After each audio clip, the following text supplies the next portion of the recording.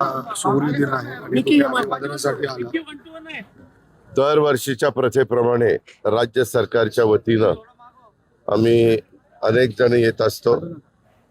आज मी राज्यातल्या 13 कोटी जनतेच्या वतीनं या विजय स्तंभाला 208वा हा शौर्य दिन आहे. इथं मी अभिवादन करतो. सर्वांना जय भीम. आज एकंदरीतच मला जे लोक भेटले त्यांनी सर्वांनी सांगितलं की प्रशासनाने अतिशय चांगल्या प्रकारची व्यवस्था केलेली आहे. मग त्याच्यामध्ये पुण्याचे जिल्हाधिकारी असतील, पुण्याचे मुख्य कार्यकारी अधिकारी जिल्हा परिषद असेल, पुण्याचे पोलीस खात्याचे सगळे आमचे शहराचे आणि ग्रामीणचे SP आणि CP असतील, सर्वांनीच त्याच्यामध्ये लक्ष घातलं आणि सगळ्या डिपार्टमेंटनी अतिशय चांगल्या प्रकारचं नियोजन केलं. रात्री 12च्या दरम्यान गर्दी मोठ्या प्रमाणावर होती. आपल्याला सगळ्यांनाच माहिती की थंडी जवळपास 8 ते 10 टेम्परेचर हे आत्ताच्या वेळेस पुण्यामध्ये असतं. त्याच्यावर थंडीमुळं थोडंसं आत्ता संख्या कमी दिसते, पण जशी पुढचा आमचा अंदाज आहे 10-11च्या पुढं प्रचंड गर्दी पुन्हा वाढेल आणि त्याचा फार चांगली जे काही काळजी असते ती काळजी राज्य सरकारने घेतलेली आहे. जो काही निधी लागतो त्या निधीमध्ये देखील कुठल्याही प्रकारची अडचण येणार नाही अशा प्रकारच्या पहिल्याच सूचना देण्यात आलेल्या होत्या. तो उपलब्ध करून देण्यात आलेला होता. कारण आता मध्ये आपल्या नगरपालिकेच्या निवडणुका झाल्यानंतर आपल्या महानगरपालिकेच्या आचारसंहिता सुरू आहे आणि त्यानंतर लगेचच जिल्हा परिषदेची आचारसंहिता लागण्याची शक्यता आहे.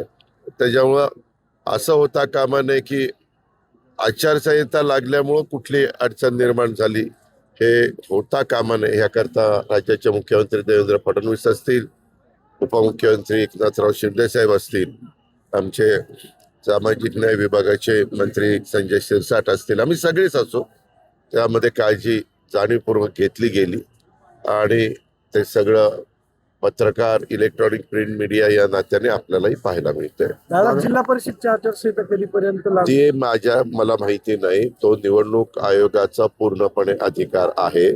निवडणूक आयोग त्याबद्दलचा निर्णय घेईल. परंतु मागे सुप्रीम कोर्टाने सांगितलेलं होतं की 31 जानेवारीच्या आत हे सगळं संपवायचं.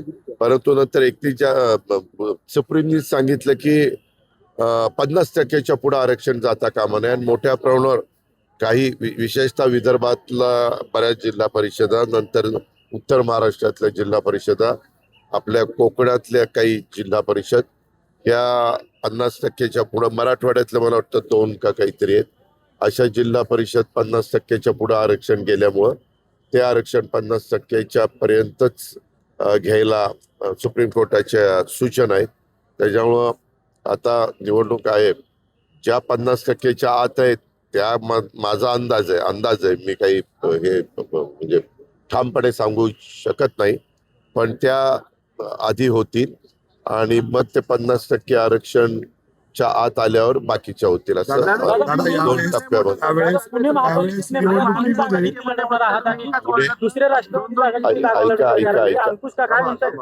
जास्तीचे एबी फॉर्म त्यांच्याकडून जवळपास 70 एबी फॉर्म वाटण्यात आले. ठीक आहे, त्या संदर्भामध्ये कालच छाननी झालेली आहे. त्याच्यामुळं उशिरापर्यंत छाननी चाललेली होती सगळीकडेच.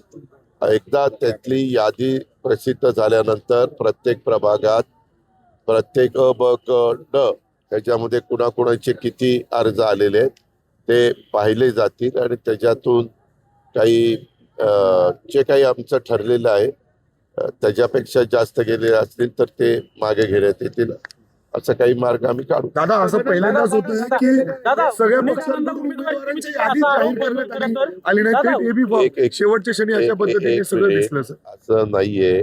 आपण नेहमी कसं म्हणतात, तुम्ही आजपर्यंतच्या सगळ्या निवडणुका आठवा. आमची RPI, Republican party of India, Sachin Kharat यांच्याबरोबर युती झालेली आहे आणि काही जागा आम्ही त्यांना सोडलेल्या आहेत. मी त्याच्या संदर्भात वेगळी पत्रकार परिषद घेऊन आपण मीडियाने कालपासून काय चालवलंय हे मी पण पाहिलेलं आहे. आपल्याला सगळ्यांना माझी कामाची पद्धत त्या ठिकाणी माहिती आहे. परंतु ज्यांच्या बरोबर आम्ही युती करतो त्यांना काही जागा सोडल्यानंतर त्यांनी तिथं त्या जागा कुणाला द्याव्यात, काय द्याव्यात, कारण आम्ही पत्रकार मित्रांनी पण बघितलं शेवटच्या क्षणापर्यंत 3 वाजेपर्यंत हा एबी फॉर्म घेऊन जायचा, तो एबी फॉर्म घेऊन जायचा, ह्याला नाकारलं जायचं, त्याला नाकारलं की तो दुसरीकडे जायचा, एवढं सगळं गोंधळाचं वातावरण त्यावेळेस निर्माण झालेलं होतं. आणि त्याच्यात काही गोष्टी अशा घडलेल्या आहेत, डबल एबी फॉर्म, नाराजी, काही फारच त्याच्यामध्ये तुम्ही सगळ्यांनी दाखवलंच आहे संपूर्ण महाराष्ट्रामध्ये काय काय घडलं. संभाजीनगरला तर राहण्यात आला दादा. अनेक कार्यकर्ते अक्षरशः रडत होते. तसं नाहीये. त्याबद्दल मी वेगळी पत्रकार परिषद घेऊन आमची RPI सचिन खरात यांच्या बरोबर युती झालेली आहे. सचिन खरात आता देखील माझ्या बरोबर होते आणि त्यांना पण तुम्ही विचारू शकता. त्यांनी त्याच्यामध्ये पण आमचं दोघांचं बोलणं झालं. त्याच्यानंतर तुतारी म्हणजे पवार साहेबांच्या म्हणजे राष्ट्रवादी काँग्रेस बरोबर देखील आम्ही त्याच्यामध्ये बरोबर काही जागा लढवतोय.